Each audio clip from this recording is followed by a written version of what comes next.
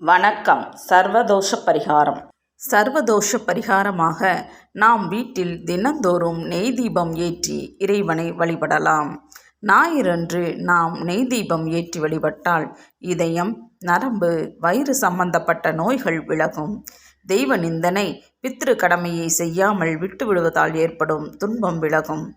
திங்கட்கிழமை சரும நோய்கள் தீரும். பயம், நிம்மதியின்மை, கவலை தீரும். செவ்வாய்க்கிழமை ஜாதகத்தில் ஏற்பட்டுள்ள செவ்வாய் கேது தோஷங்கள் விலகும். திருமணத்தடை நீங்கும். புதன் ஞாபக மறதி, படிப்பில் ஏற்படும் தடை விலகும். சகவாச தோஷம் குறையும்.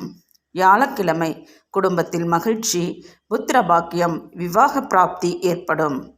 வெள்ளிக்கிழமை கடன் தொல்லை, பெண்களுக்கு ஏற்படும் மனவேதனைகள், பணவிரயம், கணவன் மனைவி உறவு பாதிப்புகள் விலகும். சனிக்கிழமை ஆயுள் ஆரோக்கியம் பெருகும். தொழில் பிரச்சனைகள் தீரும். ராகு தோஷ நிவர்த்தி ஆகும்.